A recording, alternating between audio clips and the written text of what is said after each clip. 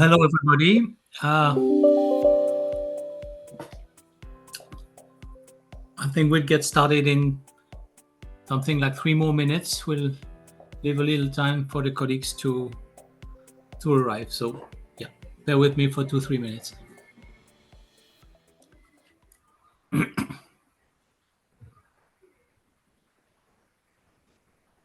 Good. I think we can get started. Welcome on behalf of Union Syndicale. My name is Olivier le Dour. I will speak mainly in English, maybe occasionally in French. You can ask questions in English or French, and I reply in the same language.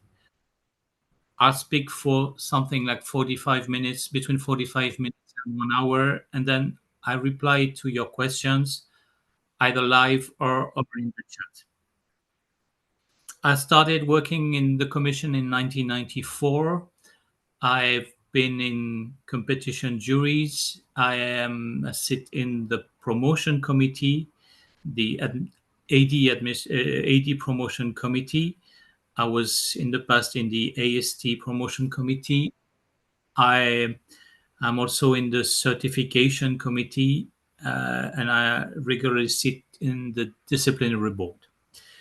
And in last February, I was heading the list of Union Syndicale, my trade union. So a trade union that has been active for more than 50 years in the institutions.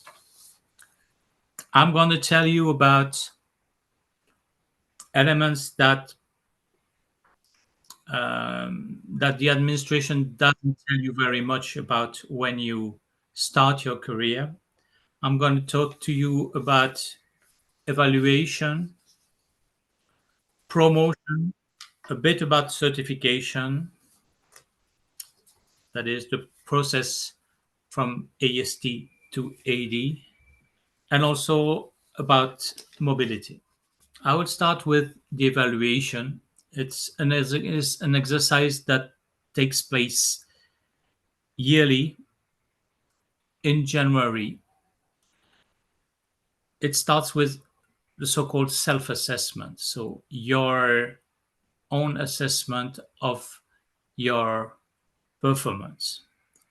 It is followed by an interview with your evaluator, most of the time your head of unit, but it can also be a head of sector, a deputy head of unit. And then a report that is often called the CDR, Career Development Report. It's not the official name anymore, but it has stuck. So you'll hear people talking about CDR. That's the Career Evaluation Report. This evaluation will matter for your career, especially when time comes for promotion. So when you reach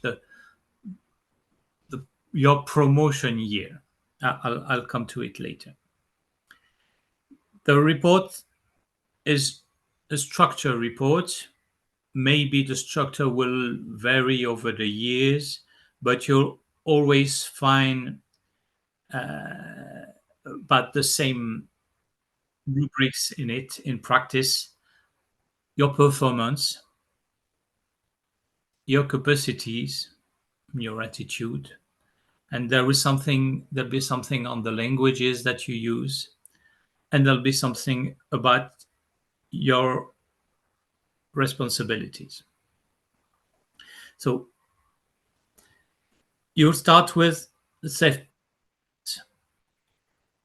It belongs to it, but to be honest, it doesn't matter much. When you draft your self-assessment, be objective, be synthetic, don't rant for pages and pages. It will not be helpful. Put elements that can help your evaluator preparing his own evaluation. Like I prepared 25 briefing in 2025. This kind of objective elements that can be really helpful for the one who. So if you have something to signal, if you have no incident, you can make it clear that there was strictly no incident, no delay in your in you in your performance. But do not expect that everybody will read closely your self-assessment. It is generally read by your evaluator, and most of the time it stops here.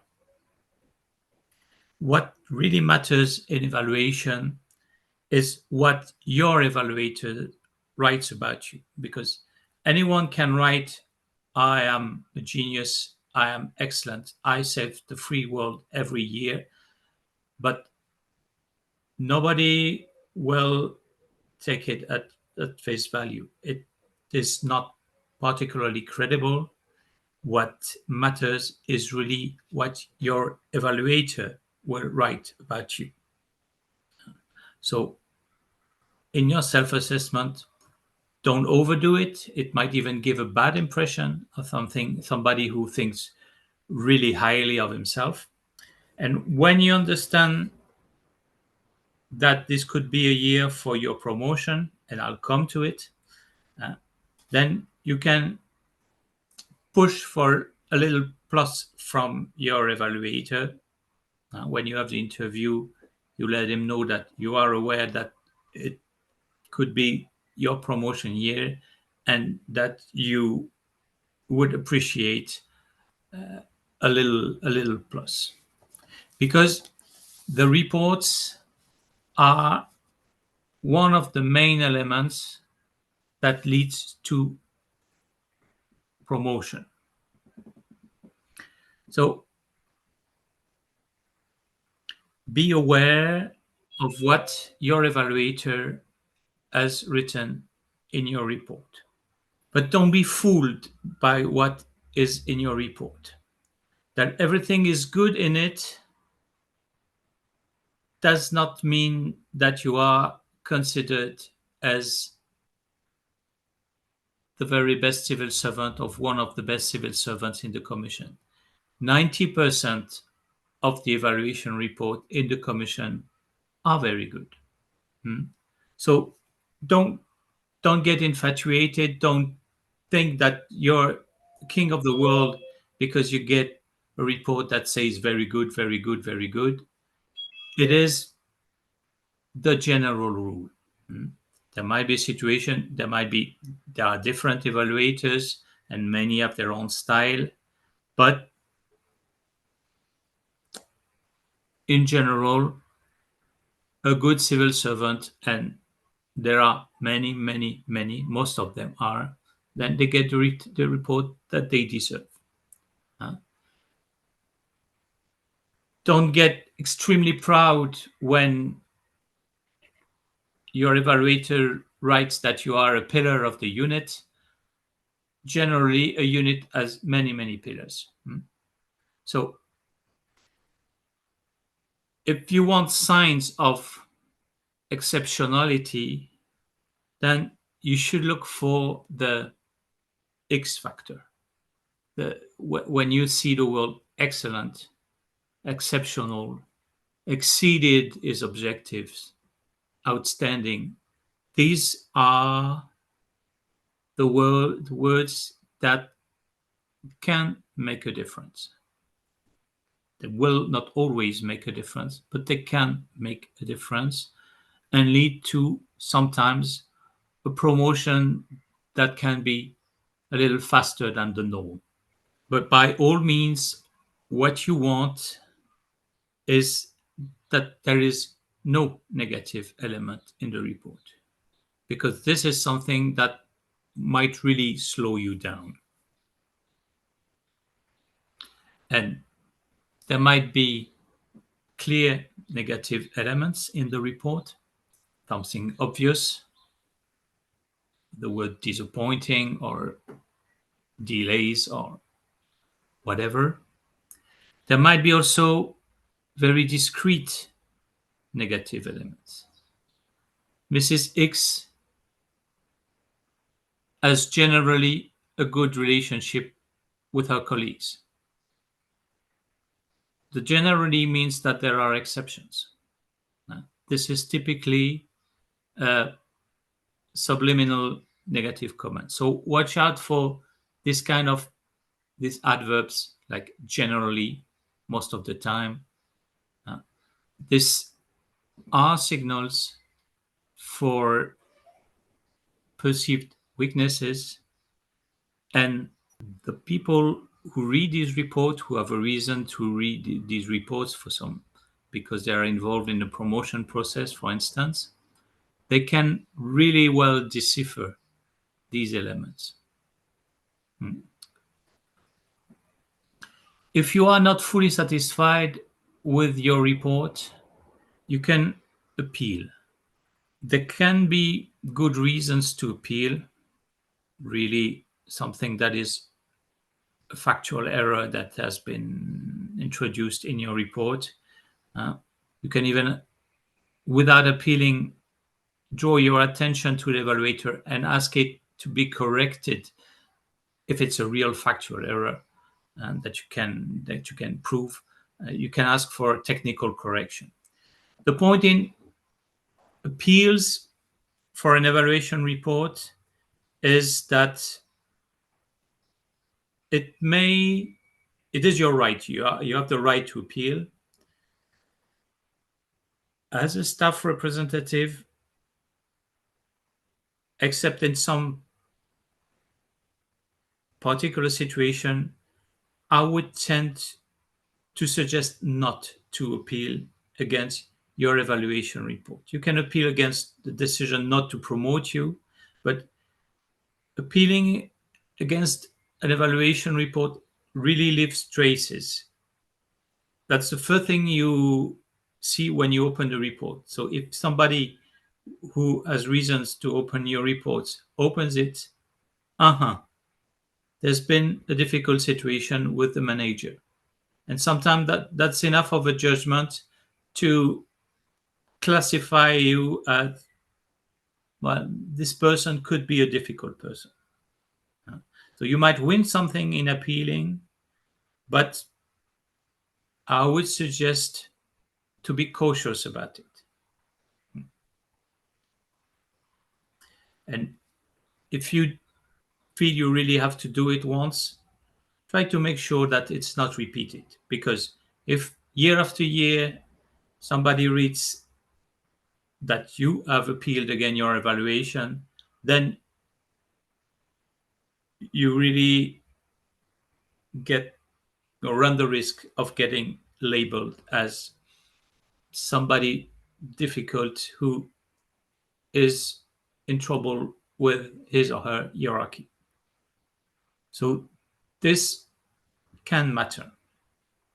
So if you've got something that does not help you in the report, that you disagree with,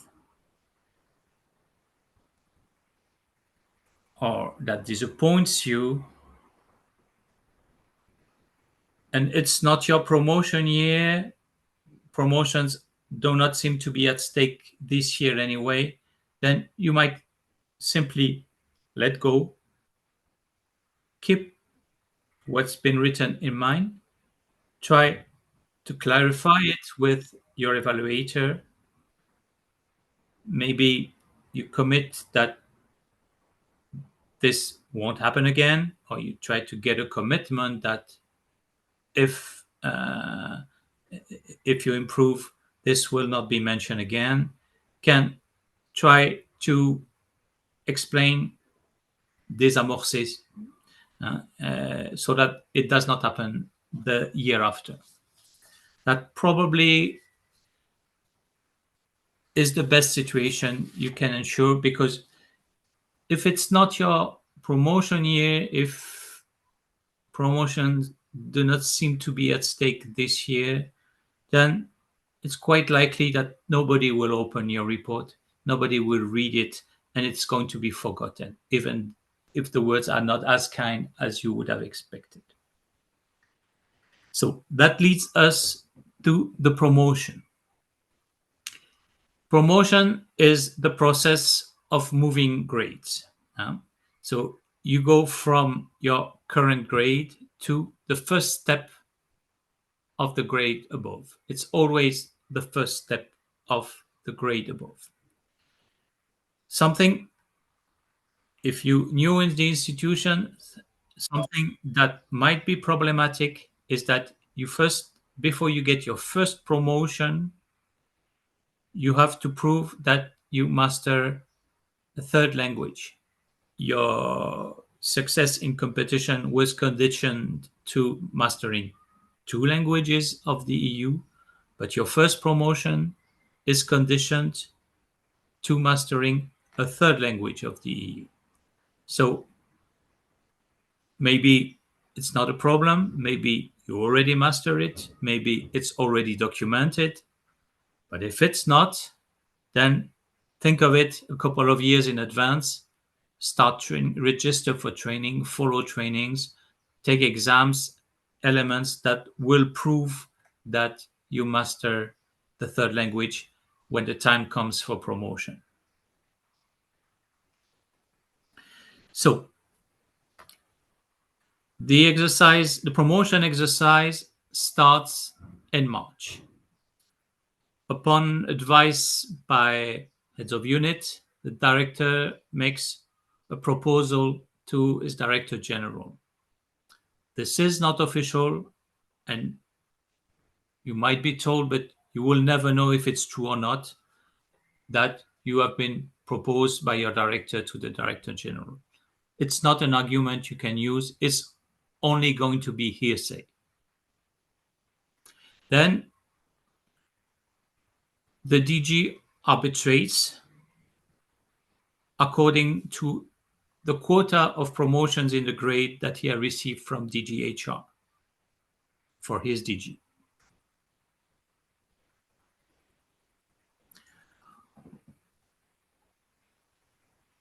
All in all, I'll come to it later, the quota I received should be enough in your grade to promote all the colleagues that have reached the so-called standard seniority. I'll come to this matter of standard seniority a little later. So you receive a quota and you can allocate it to you, or not you, to the colleagues which you considered should be moved to the next grade. There is a given time that a normally good civil servant is expected to stay in his grade. It is not an individual guarantee. I am an 87 and I'm 3 years in the grade, so I have the right to be promoted. No, it does not happen this way. It is a collective guarantee. This is documented in Annex 1B of the staff regulation, and there are commitments by the Commission, so-called Guarantee Sefcovic, name of a commissioner was in charge of budget and HR long time ago, that the Commission commits to promote on average, to respect these standard averages. I'll give a little more detail later.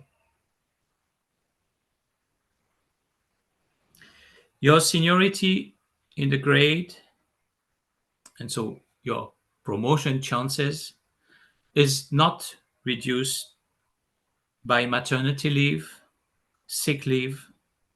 It does not, it's not a problem. It's not, in theory, it's not a problem.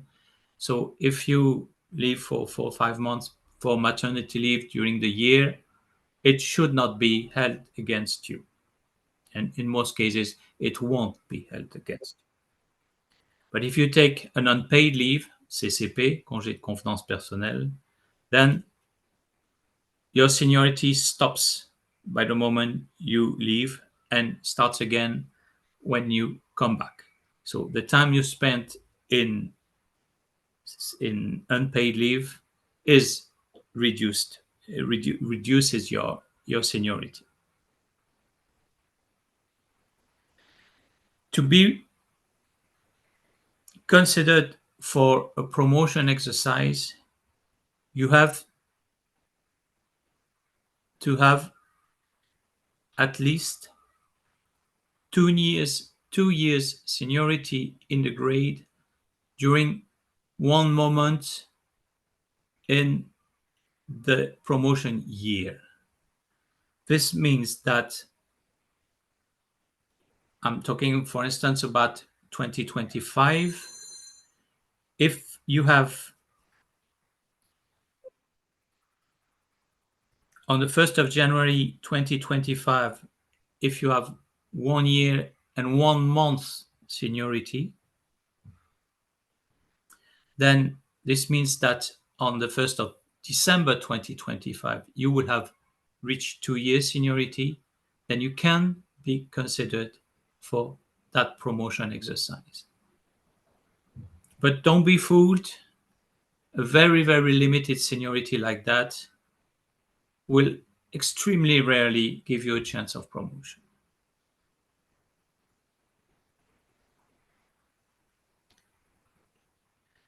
This means that you are considered for promotion even if you started in 2023 as a fonctionnaire stagiaire. You will have only one report to be examined, your stage report, and your fully fledged 2025 report. But that will actually be enough. But as I just said, these a very, very limited seniority, say 1 year and 1 month, for instance, the chances are very, very low. The promotion, if you get it, takes effect in 90% of cases on the 1st of January of the year of the exercise. So it is retroactive. And as I said, according to Article 66, to step 1 of the next grade. In Article 66 of the staff regulation, you can read to what level of salary, of basic salary, it brings you.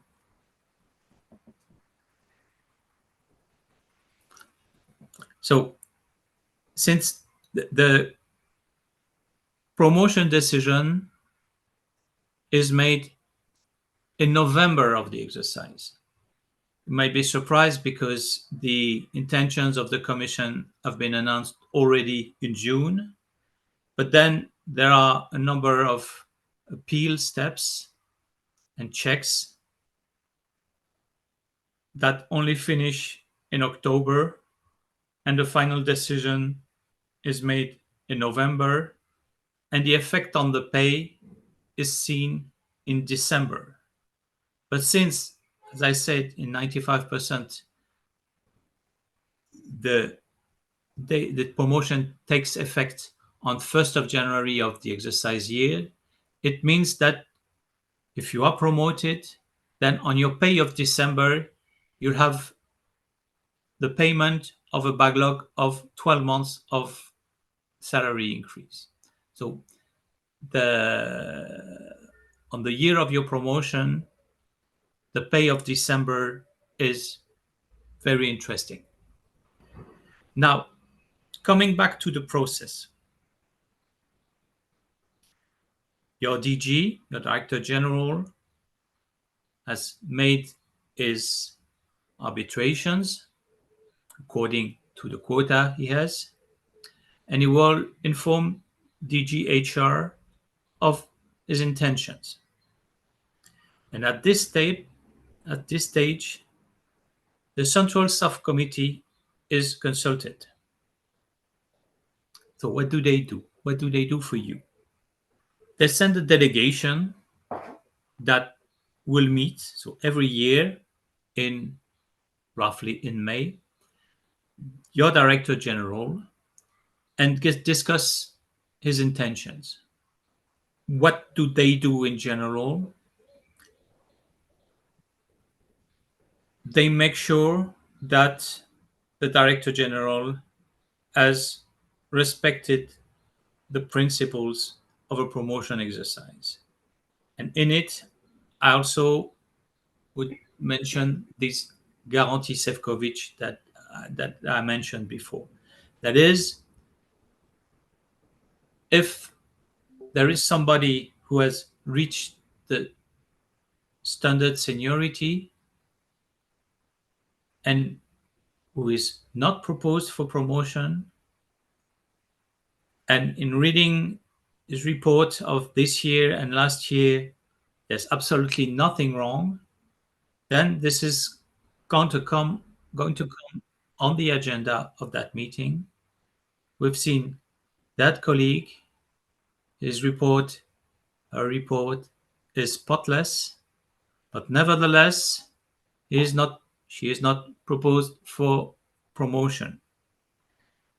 And at the same time, we see that in the same grade, this colleague is proposed for a fast promotion, 1 year earlier than the norm, 2 years earlier than the norm, whereas the report are good, very good, normally good, but not something that seems to justify a promotion in advance. Please swap them. Our recommendation is that you swap them. This is typically what happened.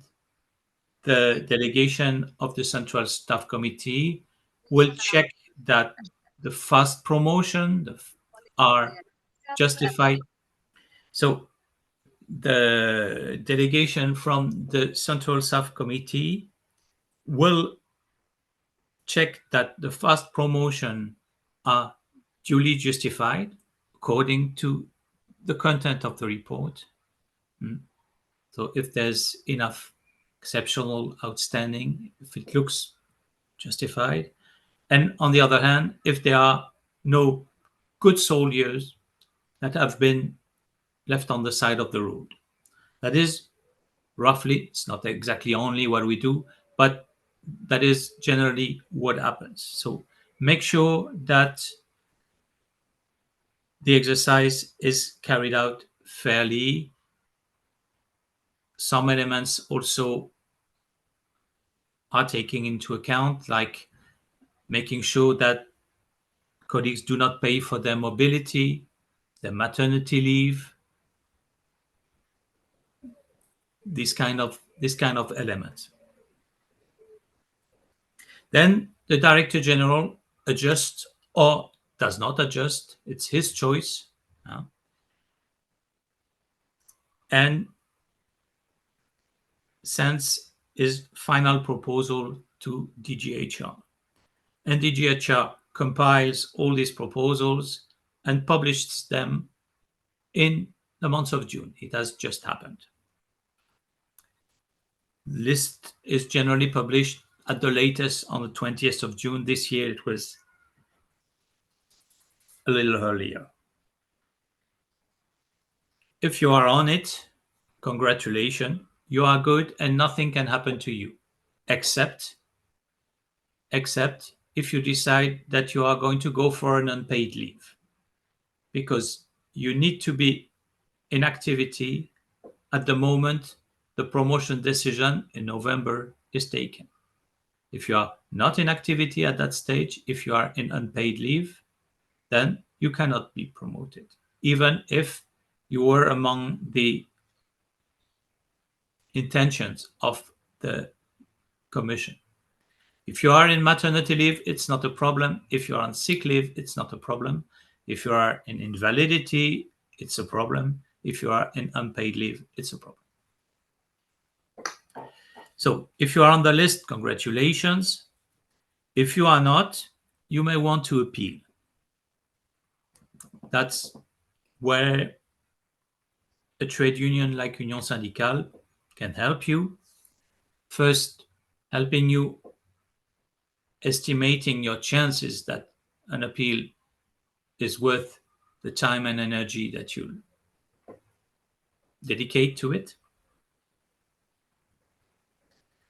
We can check if it is well drafted, not that well drafted. If we can really improve it according to our experience of what the promotion committee expects, because it's a promotion, it's a joint committee, half administration, half staff representation, that examines these appeals.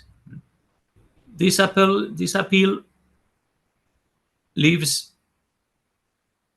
no real trace. They are, I would say, way less problematic than appealing against your evaluation. I guess nearly everybody appeals against promotion decisions one times in his career, maybe two, maybe three. It's okay. If your appeal fails, it is even likely that your hierarchy will not even know about it. And if your appeal works, then they might even be happy about it. Maybe there was just not enough quota for them. Maybe they would have liked to promote you, but they lost the arbitration. And maybe simply they're happy not to have to take care of you next year. So appealing is not a problem. You're not going to be blacklisted just because you appeal for promotion. Many, many, many colleagues do that every year. So what happens when you appeal? Then your appeal goes to the pool of appeals by the colleagues from the same grade, and all these appeals are examined by a joint committee, in practice a subgroup of a joint committee, who has a little quota in each year, in each grade. Now, so it can do justice to what it considered the crying injustice. So the whole exercise when drafting an appeal, and that's where we can help, is to lead the reader to understand that your own appeal is going to be is really to redress a real crying injustice, the most unfair one. So when you're appealing, this is the moment to raise your hand, to get help from trade union like Union Syndicale. There are others, of course. And we can help. We can even occasionally draw your attention to your situation to somebody that we expect will be in the promotion committee. And that will stop here, because there are elements of confidentiality. When you're a member of these committees, you are not allowed to inform about the results in advance, but at least that's where we enter into play. It is dealt with by the appeals are dealt with by a working group that works generally in end of August and September. It is rubber stamped by the final plenary in October, sometime with some adjustments, and then is checked by DGHR, and the publication of the list is November. And then, as I said, you will see the retroactive impact of your promotion to the 1st of January of the beginning of the year, and that will take place in December. And you are, as I said, placed at the first step of your new grade, and you will stay 2 years at the first step of your new grade, and then you win a step. So if you're not promoted, and if your appeal has failed, you can still,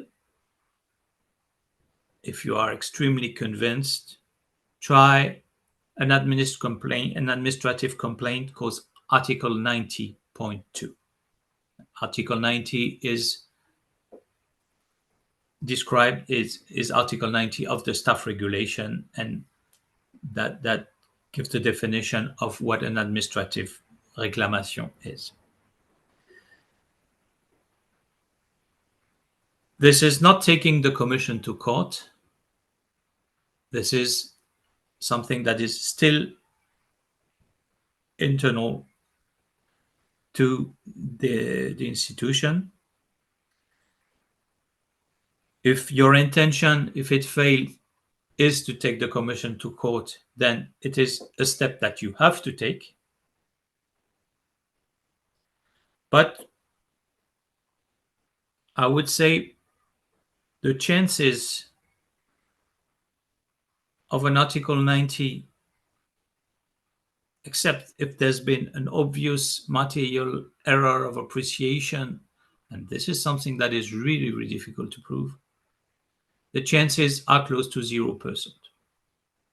So I would say, that's my personal view after 30 years in the commission, an Article 90 about promotion is doomed to fail.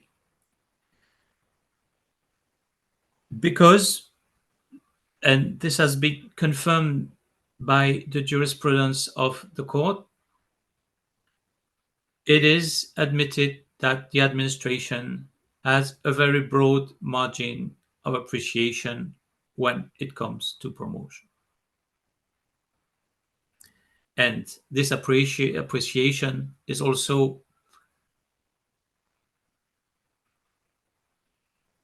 based on appreciation, the content of your report. So it's not the number of points that you have and you're over a threshold, so you're automatically promoted. It does not work like that. It's appreciation from the content of your report. So it's not it is very difficult to come up with an objective proof of an error of appreciation. The second element why I would suggest to refrain to lodge an Article 90 complaint if you are not promoted is that this is the kind of situation where you can start to be tagged a difficult person. So just be aware about it. It is something that does not help. So I just wrap up the promotion elements. There are,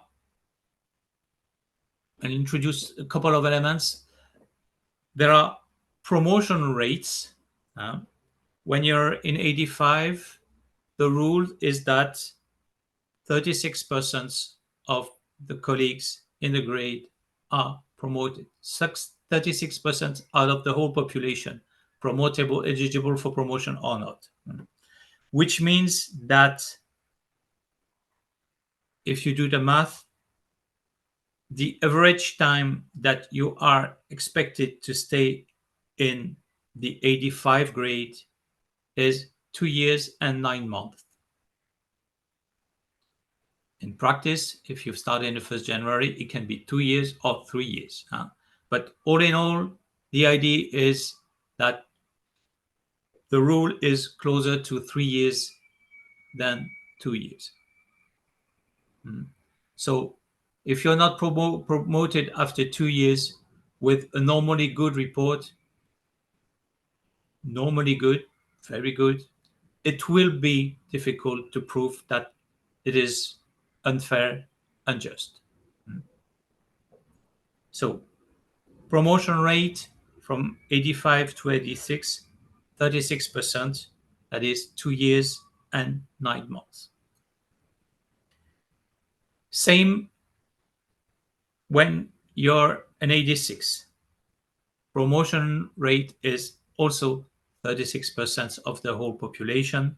That is, you spend an average time of 2 years and 9 months. The best one, the best quarter, I would say, is going to be 2 years.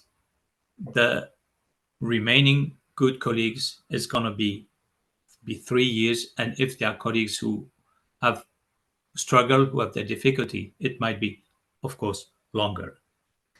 87 to 88, same, 36%, 2 years and 9 months on average. 88 to 89, 33%. That is 3 years on average. 2 years when you're very, very good. 3 years if you're normally good. Yeah. So every year, new colleagues are disappointed because they have a very good report. They are informed that they are promotable. They are taking into account for the promotion exercise. They will have 2 years seniority at least during the exercise, and they are profoundly disappointed not to be proposed for promotion. But, and this is a very, very, very frequent misunderstanding, you are not the only one with very good evaluation. I would say 90% of the staff has a good to very good evaluation, good to very good report, pillars of the unit, blah, blah. So do not get infatuated by the content of your report. Your colleagues generally get the same very good report. And I would say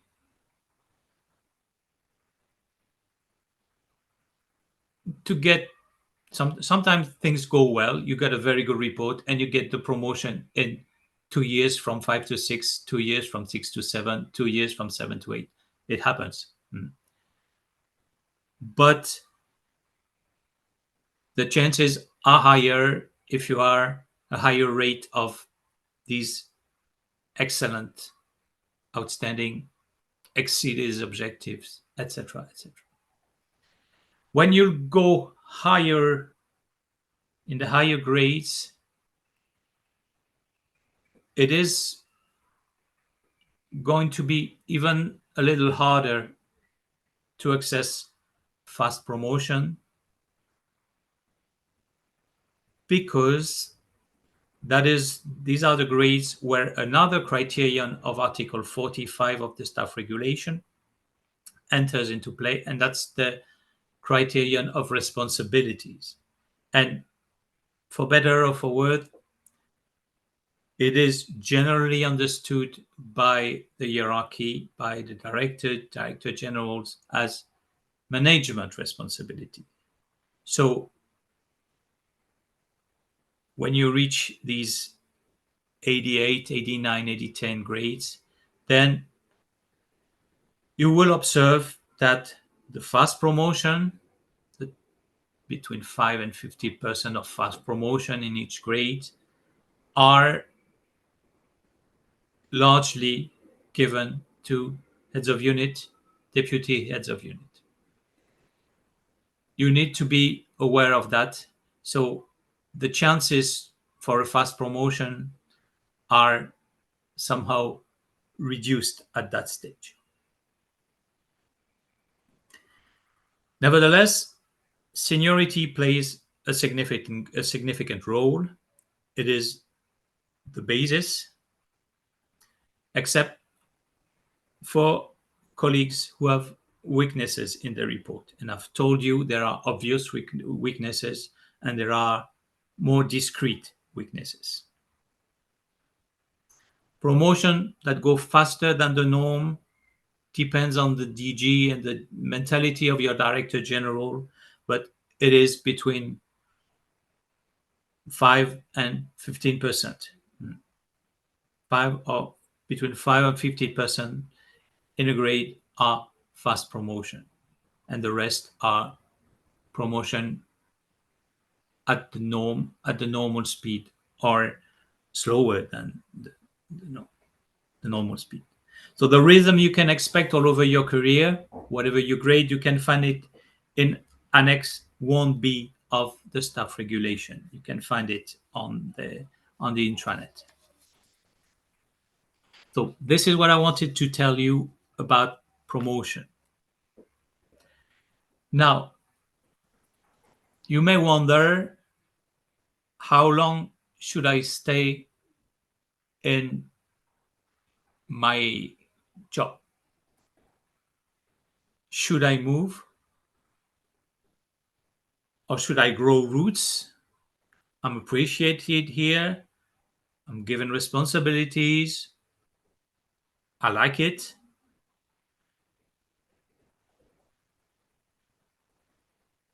But if I want to have a faster career, if I want to be considered for management position, should I stay? Should I go?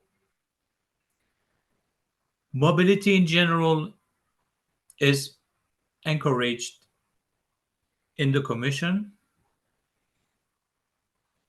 The idea behind that is that you might be a better civil servant if you gather several experiences. That makes sense. So it is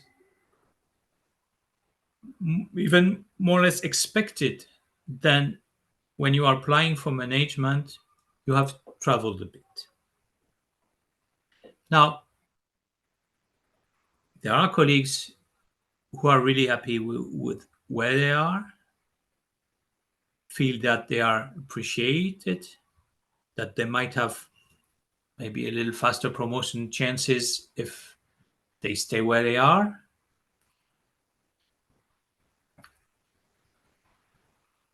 And they make the whole career in the same directorate, for instance. And this is my case, for instance. I've started in 1994 in the unit that's taking care of funding health research, and I'm still in the directorate that's funding health research after 31 years. So it is possible, and to have a good career there. But there are colleagues who understand, who feel like moving, gathering experience in other places, trying new things. And that's fair enough. And that is, as I said, pretty much encouraged by the commission. What you should have in mind is, first, that there is a so-called 2 years rule. That is, if you have started in a new position, you are expected to stay there at least for 2 years. And if you try to go, your directorate is allowed to say, no, I want to keep this person for until he or she has completed 2 years. The director, the head of unit, may or may not use this clause. Some directors say, I'm against stopping anyone who wants to leave because he will lose motivation. It's blah, blah, blah. But at least your service has the right to say, no, this colleague has committed to stay at least 2 years in my unit and is going to stay there. So be aware of that. Although, all in all, the perception is 2 years is early. So the general advice would be, if you want to go, wait until you've done 3, 4, 5 years in the unit where you have really gathered an experience and where the service will also have the perception that, okay, we've invested in that person, we've trained in, but we've got also 3 years of performance of that colleague. So the deal is fair. All this, of course, is a matter also of your personal perception.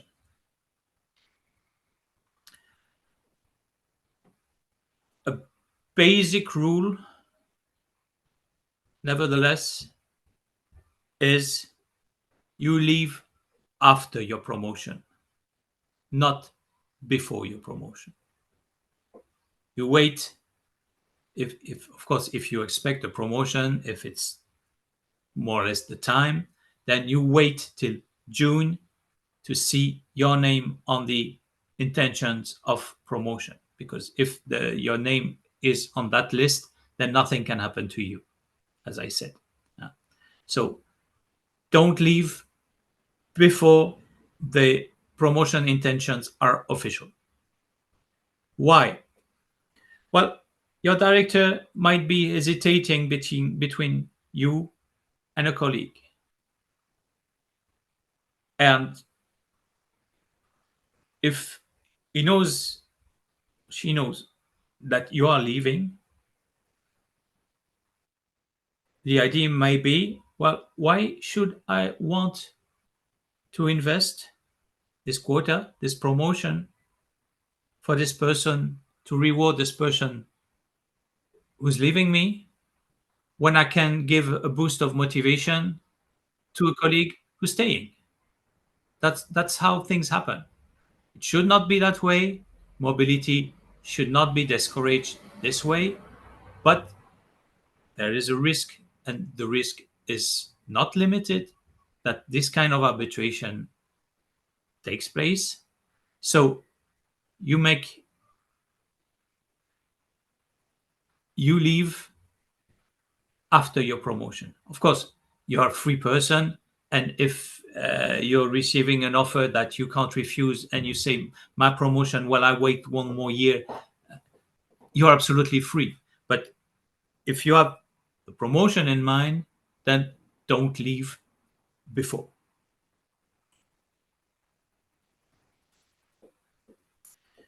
If you want to move relatively regularly, I would say also do it while you can, because be aware that after 50 years, your application won't be considered the same way. The chances of mobility for the colleagues above 50 are reduced. I'm not saying it will never happen. I'm not saying it does not happen, but a manager might not be inclined to invest in somebody over 50 who might give the impression that, yes, he has a lot of experience and expertise, but at the same time doesn't have the same stamina as a young 30-something that will be ready to work night and days. So that is one thing. Another thing is, you may like to move, you may like to change, but be also aware that a CV where you have moved every 2 years, every 3 years, at some stage, a head of unit to whom you're applying will see, oh, this person is a real nomad, job hopping from one job to another. So if I invest in that person, I'm pretty sure that in 3 years he or she'll be gone. I'm not that interested. I want somebody who can count on for at least 4, 5, 6 years. So you might want to have all these elements in mind. Of course, these are very, very personal decisions. You can have offers made. Then, as I said, the institution is encouraging mobilities, and these careers in zigzag may be favoring upward mobility, but be aware of all these elements. I tell you now about the so-called certification. That this I'm talking to AST colleagues. There's still some of you. ADs can have a coffee break, I would say now, or drop. But certification is the process by which you can become an administrator coming from the AST career, not the AST SC, but the AST career. There is now and that's a new process since 2004. There will be also a small quota, I would expect, of colleagues from AST who can become AD thanks to internal competitions. And that's a very good element. Do not expect, I would not expect a very high number of laureates every year of this exercise. Is still going to be relatively, I would expect, relatively limited. Certification can give the possibility to, these days it's still around 50 colleagues every year to move from AST to AD. And this is knowing who the selection rate, it's one candidate out of 6, which is pretty good. But it is a long process. You need to be at least in your 3rd year in AST5, so you need to have gathered enough experience as an AST. And this is something that you cannot change. You can do whatever you want. You need to be at least in your 3rd year in AST5. If you are earlier than that, then of course the internal competitions are for you. But if you want to grab certification, you need to be at least in your 3rd year as an AST5. How does it work? There's a pre-selection within your DG with the same selection rate in every DG, roughly the same selection rate. And then there's a pool of pre-selected candidates resulting from this pre-selection. And half of them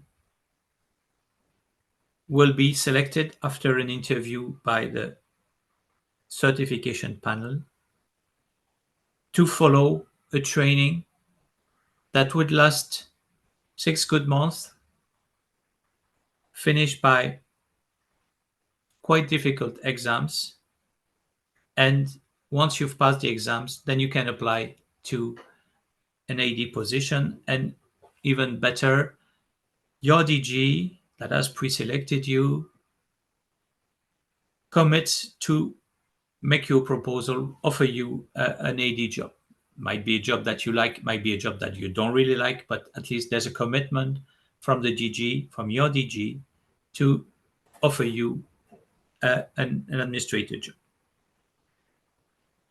So this is what is in place these days. It might change over the years because it's very costly, 70,000 euro per candidate, per trainee. That's it. So, and it takes time.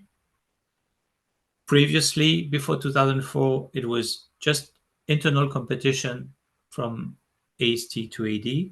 And as I just said, we're introducing an element of internal competition again. The exams are difficult, and then there's a complicated situation, but after you've completing the training and passed the exams, it is generally advised to wait for the promotion in AST before taking the AD job. And in the whole process, you tend to lose 1 year seniority in your career, but you catch up pretty fast afterwards. So I think I'm good now. I think I've told you what I wanted to tell you about promotion, certification, and mobility. So if you have questions, it's your moment now, and also I'll take the questions in the chat. To contract for a temporary agent to be renewed, how many times? It's not a question number of times of renewal. It's a question of global. Number of years, yes. Yes, that's in the staff regulation, and that depends where you are. Some colleagues in the agencies have indefinite No, contract, I am in the commission. and when you are in the commission, I would not be 100% sure. My understanding is it's 3 years, but I'm not one. But you'll find that in the staff regulation, and in the special part of the staff regulation, that's called RAA, règles applicables aux autres agents. But I wouldn't want to say something wrong. So there is a combination. There can be a restriction because if you've been a contract agent before, the total cannot be above 7 years. So it may also reduce the time that you can do as a temporary agent if you've been a contract agent in the past. Okay, because I've been 1 year as a contract agent in the European Parliament. Yeah, and that then doesn't play a role. That won't play a role. Okay. It's So only the time you've been in the institution that counts. Okay, thank you. In this institution. So if you have, if you go to the commission, then the clock starts ticking again from the moment when you enter the commission. Thank you. Part-time or parental leave is taken into account in your salary for promotion. Part-time is okay. Parental leave, I think it's okay as well. Can you please repeat what you mentioned about CCP and promotion? Yes. Two elements concerning CCP, so unpaid leave. First, the time you spent in unpaid leave is not accounted for in your seniority. That's the first thing. The second thing is at the moment of a promotion decision, so in November of the year, you cannot be promoted if you are not in activity. And if you're in unpaid leave, you are not in activity. So if there's a promotion at stake, don't be in unpaid leave in November. Then, do I have any advice for contract agent? What is the maximum number of years a contract agent can work in the EC? It's 6 years. Is it advisable to pursue a career in the executive agency as soon as an opportunity or stay in DC as long as possible? These are very personal choices. There is a possibility for permanence in an executive agency. So, of course, if you want security, then this is the way to go, because unless you pass a competition, after 6 years, you cannot remain a contract agent in the commission. But I have seen colleagues, even colleagues who were in an agency, so with a permanent contract, indefinite contract, come back to the commission to have access to internal competition. Because if you're in an executive agency, you won't have access to the commission's internal competition. So here, it's really a personal decision where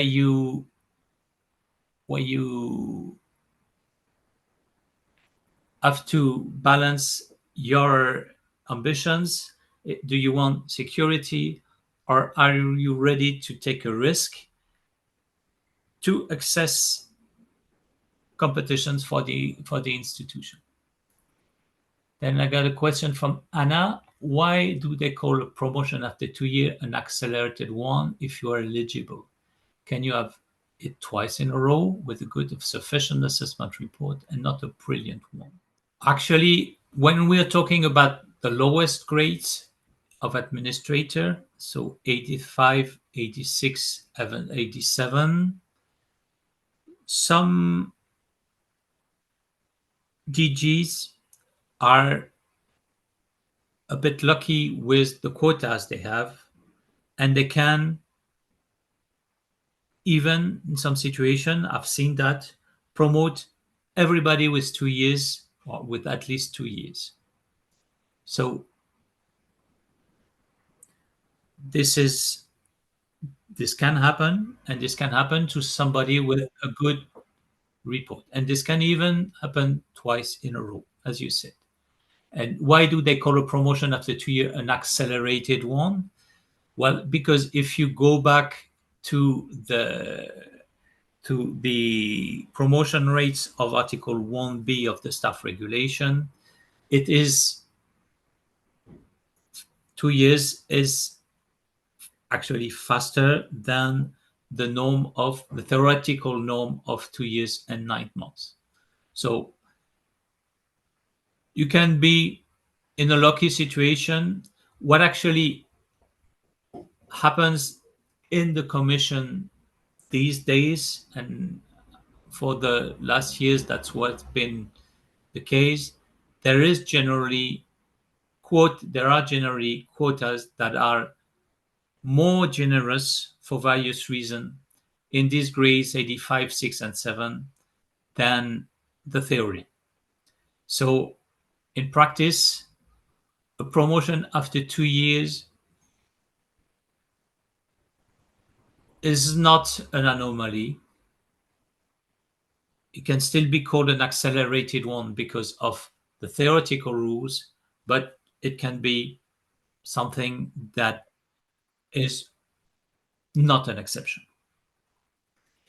If one has AST3 step 5 and you are up for promotion to AST4, is this then an AST4 step 1 or step 2? It's step 1. A promotion is always to step 1 of the new grade. Yes, if you're an AST3 5 step, there is no salary increase. If you go from the step 5 to the step 1 of the following grade, the salary increase only comes when you reach the step 2 after 2 years. That is how the rules are. Can we know what is the promotion quota given to our DG? Is that published somewhere? No, it's not. The question is not strictly related to today's discussion, but would you have any news on when the planned internal competition will be launched? For example, the 87 competition. I don't know this by heart, but I know that it has been published on the intranet. So if you look in the intranet, I know searches are a mess in the intranet, but the information is there. There is a planning theoretical planning of the internal competition for the next years. So you will find this information if you search in the intranet. Do you have to be in the 5th step of your grade for 2.5 years in order to be promoted to the next grade, or can you be promoted from a lower step? You can be promoted from any step. You can be promoted from any step. You need to have 2 years. So you're, by the moment you're promoted, you're not in step 1 anymore, I would say, necessarily, because you have 2 years, so you have reached step 2. But you can move from any step. For instance, if you have been if you're if you are in 87 step 2, 3, 4, 5, on the moment the decision promotion is made, then you are automatically promoted to step 1, the step 1 of the next grade. And this 2.9 years, I see what you mean. The 2.9 years is just an indication of the average time that a standard colleague, a normally good colleague, is expected to stay in the. But there's no link to the steps. It's just an average number of years for the collective guarantee. What do you think of the new recruitment model?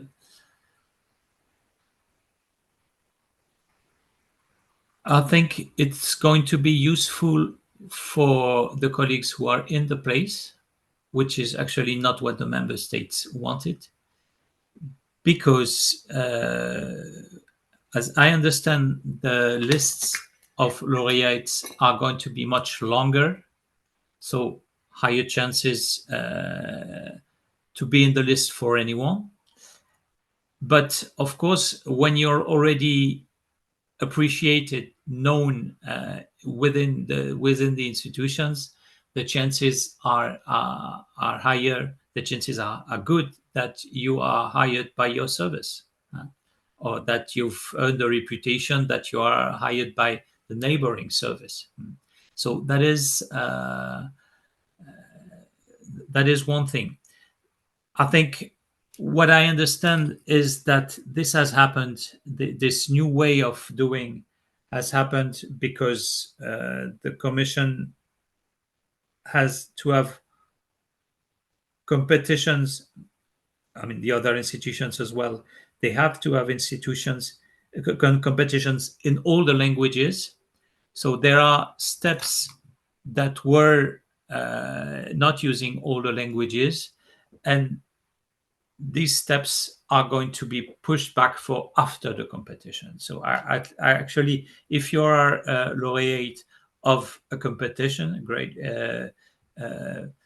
There's still way to go before being hired. There'll be written tests before you are hired, but all in all, it's going to be, I would expect, in the favor, since the lists are going to be longer, it's going to be all in all in the favor of internal candidates. Do longer list of laureates mean that the 85 generalists will not take place every year, as used to be the case in the past? I don't have a lot of information, but I don't think it's the case. What will happen is simply that there will be longer lists, and that a higher number of colleagues who will not be hired from this list. Of course, probably the unknown candidates, the ones from the outside. So there'll be a lot of frustration in the end, because you'll have many more candidates, many more laureates that will not be hired. But I'm not aware that that there'll be less competitions. Actually, since there are less steps in the competitions, no written tests anymore, at least within the competition, then it's more comfort for EPSO to organize them. So I'm not. I don't expect less competition, but you will always have surprises with EPSO. As a permanent official, can you be hired in the decentralized agency without losing your grade and seniority? Yes, but it works in the executive agencies, and it is in most cases for management position. So you can be a standard policy officer, and be hired as a head of sector, as a deputy head of unit, or even head of unit in an agency, and you keep your status, and you're promoted actually by the institution, by the commission. Still, you are seconded. I was promoted from SC1 to 2 years in the seniority 3.6. At all the times, excellent flattering reports. I never asked for the promotion. I just worked hard and relied that the reward would come naturally. Is such a behavior okay? I know others are more pushy. I mean, being pushy for a promotion is not a guarantee. I mean, it is. I mean, most managers have common sense. It's not because you ask for a promotion and you blow your own trumpet that you will get it. Managers perform generally a decent comparison of merits, and they certainly have a good notion who works well, and so so you don't have to ask for a promotion. If you realize that this year is a promotion year according to the standard promotion rates, blah blah, then you may want to draw your attention, the attention of your manager, your evaluator, that if he agrees, it it might be useful to secure the promotion if by putting a couple of extra good words in the report, just to make sure that if an arbitration has to be made, that you won't lose the arbitration, or if that an appeal has to be made, then it gives you better chances. But harassing your evaluators for promotion might not be a good idea. Should one ask for promotion during the yearly assessment meeting with one superior, especially for the accelerated one? How to do this and not come across as too demanding, especially with a good, not exceptional good CDR? Well, the CDR will come after the interview. So you'll see if your wish is actually welcome or not. But you understand well that you might be coming across as too demanding. I think the most diplomatic way is asking your manager what his intentions are and if he would be ready to support your promotion this year. So this is just asking the question, not claiming I want a promotion. These things are serious and delicate, and the managers are always, I would say, quite prudent with during these interviews, and they can also say, "Oh, I'm going to support you," and not do it, and you will never know. I've come across situations where the head of unit was promising, or not promoting, but saying, "I have supported you for promotion," when he had not done it, and you've also got manager who support just about everyone but lose their credibility because they even support for promotion colleagues who